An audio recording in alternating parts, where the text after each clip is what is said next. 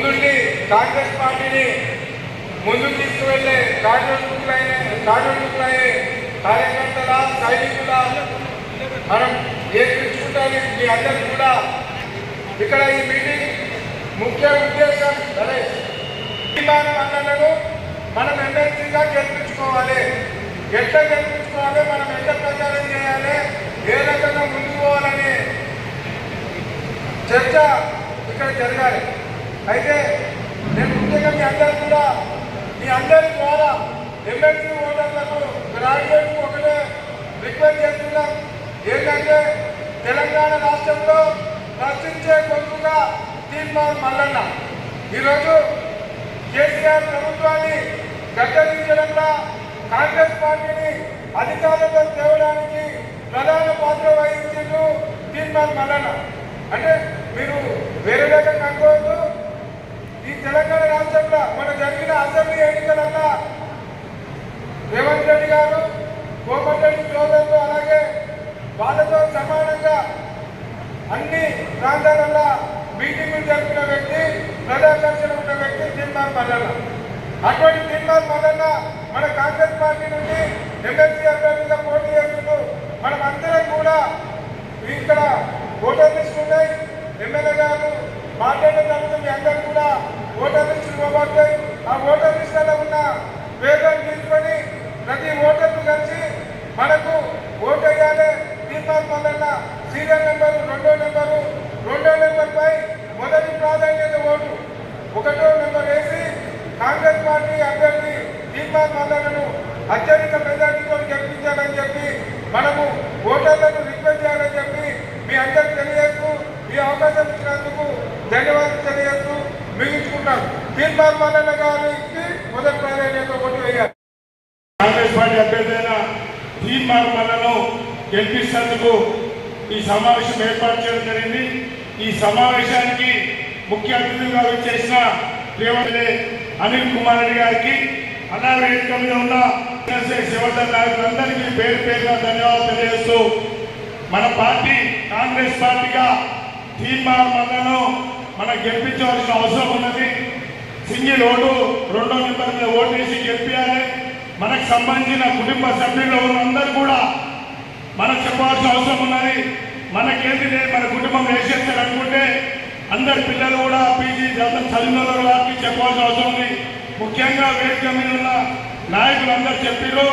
తీర్మానం మల్లన్న గురించి ప్రత్యేకంగా నేను చెప్పేది ఏంటంటే, ఈనాడు కేటీఆర్ గారు 10 ఏళ్ళు రాష్ట్ర ప్రభుత్వం నుండి 2వ ముఖ్యమంత్రిగా చేరామనేందుకు ఒక బలైన వర్గాలకు చెందిన అభ్యర్థిని కాంగ్రెస్ పార్టీ రాహుల్ గాంధీ, రేవంత్ రెడ్డి గారు ఈ ప్రాంతానికి కొద్ది ఓట్లతో ఓడిపోయిండు.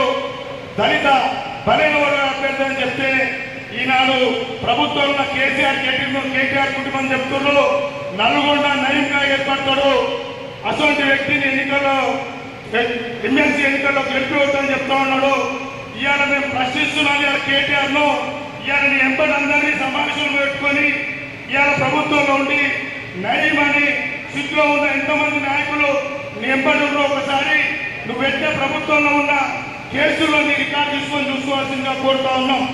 ఆనా కాంగ్రెస్ పార్టీ పక్షాన ఈ ప్రాంతంలో నయీం కుటుంబంతో బాధపడ్డ పెళ్లికిచ్చిన కుటుంబాన్ని ఆదరించిన నాయకుడు ఆయన కూడా ఈ వేదిక మీద చెప్తా ఉన్నాం. ఆనాటి ప్రాంతంలో టీఆర్ఎస్ పార్టీ నాయకుడు ఉన్న సాంబశివుడు కూడా అర్థమార్చే కూడా ఆయన తీర్మానం వల్లనే గురించి మాట్లాడాడు. ఈ సందర్భంగా తెలియజేస్తూ ముఖ్యంగా కేటీఆర్ గారు ఆ మాట వివరించుకోవాలి.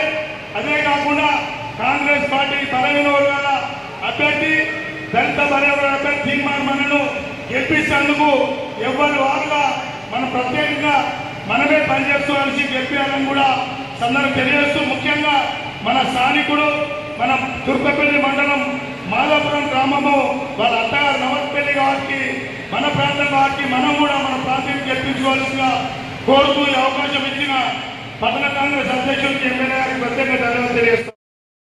14 మే 13 నాడు పార్లమెంట్ ఎన్నికలు కూడా కొట్లాయి. పార్లమెంట్ ఎన్నికలు కూడా మరి చిన్నగా లేని మనం పోరాటం గట్టిగా చేసిన పోరాటం.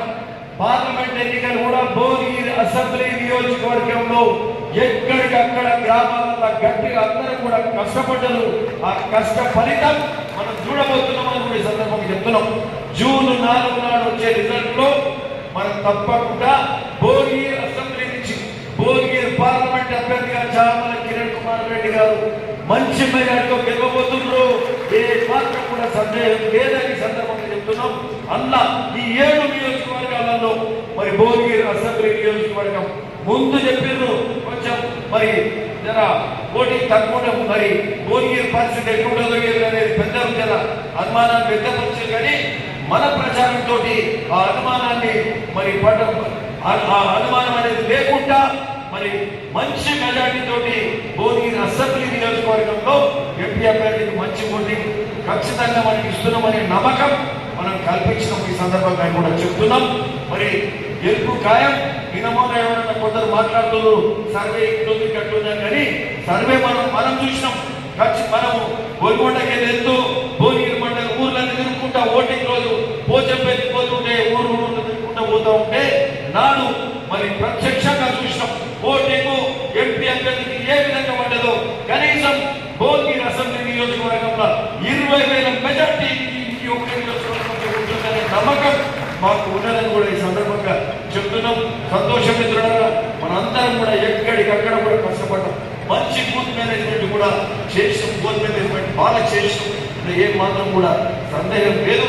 మరొకసారి మన పేరు నిలబెట్టుకునే ఇక్కడ చేసాం. ఇంకొక అంశం ఏంటంటే ఈరోజు కొత్తగా వచ్చిన ప్రభుత్వం ప్రజలు ఆశీర్వదించి తీసుకొచ్చిన ప్రభుత్వం వాళ్ళకి సంబంధించిన అన్ని కార్యక్రమాలు అమలు చేస్తున్నప్పుడు ఆ ప్రజల ఆశీర్వాదం ఎప్పటికప్పుడు ఉండాలి. నాయకుల సపోర్ట్ ఉండాలి. కార్యకర్తలు కష్టపడితే మళ్ళీ గెలిస్తే మళ్ళీ ఇంకా ధైర్యంగా ఇంకా వాళ్ళు ఇచ్చిన నమ్మక భరోసాతో ఇంకా ఈ ప్రభుత్వం ఇంకా బాగా చేయడానికి వీలవుతుంది. ఎక్కడ వెనక్కి తిరిగి చూడొద్దు. గెలిపే లక్ష్యంగా ముందుకు పోతుండాలి. ఎమ్మెల్యే అయితే ఎంపీ గెలిచినాం. ఇప్పుడు వచ్చేది ఇప్పుడు ఏం ఎలక్షన్ వచ్చింది మళ్ళా 27వ తారీఖు నాడు ఎమ్మెల్సీ ఎన్నికలు ఉమ్మడి నల్లగొండ, వరంగల్ మరి అట్లనే ఖమ్మం ఈ 3 ఉమ్మడి జిల్లాల ఎమ్మెల్సీ ఎన్నికలు ఈ సందర్భంగా రావడం. మరి ఈ ఎన్నికలు మరొక్కసారి ఈ రాష్ట్రం ఎమ్మెల్సీ ఎన్నికలు ఇది ఒకటే అనుకుంటా. బై ఎలక్షన్ వచ్చింది. ఆయన ఎవరు జంగం మన పల్లరాజేశ్వర రెడ్డి రిజైన్ చేయడంతో వచ్చింది.